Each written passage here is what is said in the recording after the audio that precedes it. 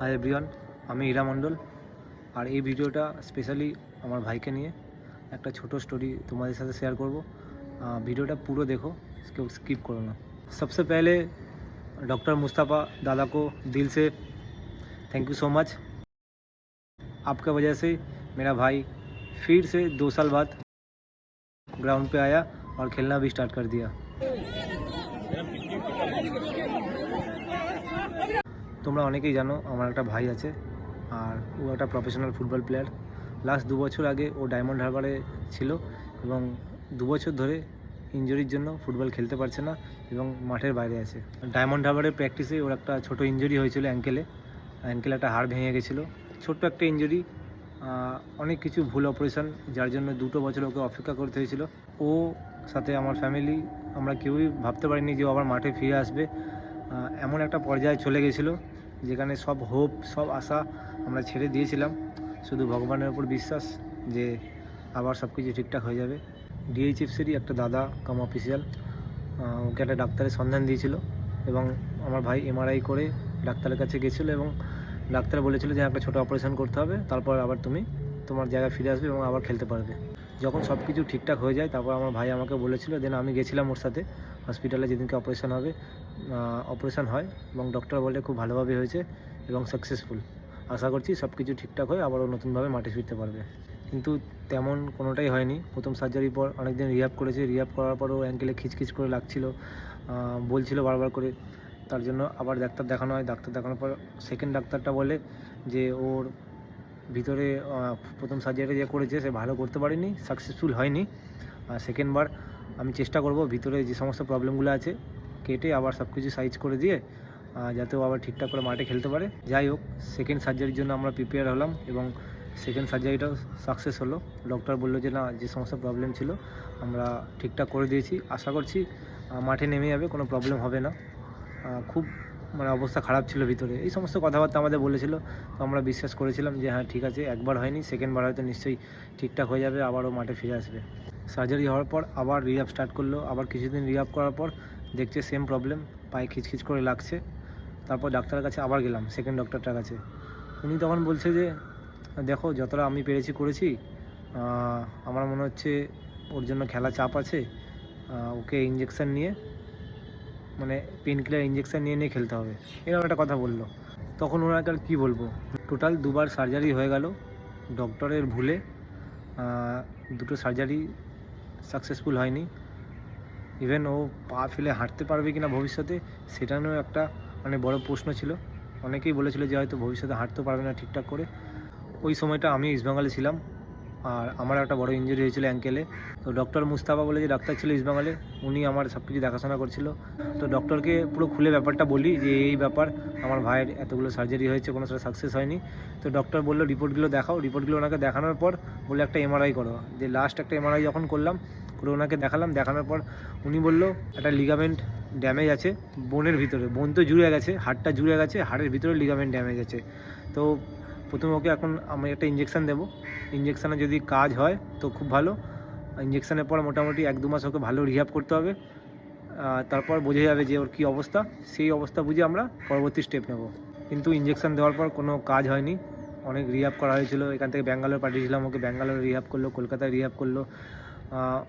অনেক হ্যারাসমেন্ট হয়েছে, অনেক টাকা পয়সা খরচা হয়েছে, অনেক সময় নষ্ট হয়েছে, কিন্তু ওই ইঞ্জেকশানটায় কোনো কাজ হয়নি। আর ডক্টর আমাদের বলে দিয়েছিল আগে, যদি ঠিক না হয় তাহলে সার্জারির জন্য প্রিপেয়ার থেকো, সার্জারি করব। আর সার্জারি কতটা সাকসেসফুল হবে সেটা আমি বলতে পারবো না। চেষ্টা করব পুরোপুরি ভালো করার, যাতে অ্যাটলিস্ট ও ফুটবল খেলা তো দূরের কথা, ভালোভাবে হাঁটতে পারে। কারণ ও ঠিকঠাকভাবে হাঁটতে পারছিল না। ওকে দেখে ইভেন আমার ফ্যামিলির সবার এত খারাপ লাগছিল যে একটা ছেলে ঠিক করে হাঁটতে পারছে না, তাহলে ফুটবল খেলা তো দূরের কথা। আমরা ওই আশা ছেড়েই দিয়েছিলাম। তো ডক্টর এটাই বলেছিল, ফার্স্ট ওকে চেষ্টা করবো যাতে ও ভালো করে পা ফেলে হাঁটতে পারে। অ্যাটলিস্ট কোনো ট্রাফিকে সিগন্যাল পার হতে গেলে তো ভালোভাবে প্রপার ওয়াক করে ট্রাফিক সিগন্যালটা পার করতে পারে, সেই চেষ্টাটা আমরা করব। তারপর দেখা যাক না, ফুটবলটা পরে দেখা যাচ্ছে, আগে হাঁটতে পারুক, তারপর আমরা সেই বুঝে ব্যবস্থা নেব।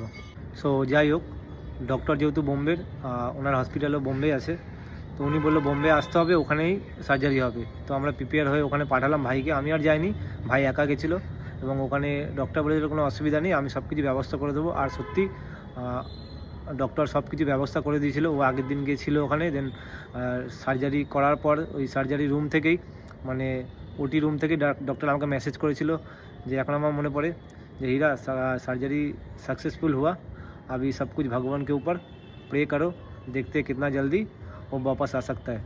তখন সত্যি কথা বলতে মনের মধ্যে একটা খুশি ছিল যে হ্যাঁ ভাই আবার মাঠে ফিরবে, হয়তো ভালো হয়ে যাবে, সে একটা আশা ছিল, খুশি ছিল মনের মধ্যে। কিন্তু তাও একটা মনে মনে একটা ভয় পাচ্ছিলাম যে আদৌ কি নামতে পারবে, আবার কি খেলতে পারবে, মানে প্রচুর ডাউট, সো মেনি ডাউট ছিল আমাদের মধ্যে। এবং এই 3টে সার্জারিতে টোটাল যা খরচা, ওর তো মেডিক্লেম ছিল, মেডিক্লেম করে দিয়েছিল ও যখন নেতাজি ব্রিগেডে প্র্যাকটিস করছো। কাকু, থ্যাংক ইউ সো মাচ কাকু, তোমাকেও। তুমি যদি আজকে মেডিক্লেমটা করে না দিতে তাহলে হয়তো অনেক টাকা পয়সা আমাদের খরচা হতো, সেখান থেকে অনেকটাই আমাদের এদিক থেকে আমরা সেভ হয়েছি, যে টাকা পয়সাটা বেশিরভাগই মেডিক্লেম থেকে গেছে। অসংখ্য ধন্যবাদ তোমাকেও। ভাই মাঠে ফিরেছে, তারও অনেক ক্রেডিট তোমারও আছে এর মধ্যে। আর একটা সত্যি কথা তোমাদেরকে শেয়ার করি, আমি এমন কিছু খেলিনি যে আমার কাছে প্রচুর টাকা পয়সা আছে। যে সমস্ত জুয়েলারি আমি বানিয়েছিলাম, অনেক কিছু এখনও দোকানে পড়ে আছে, বন্ধক দিয়ে টাকা নিয়ে এসেছি।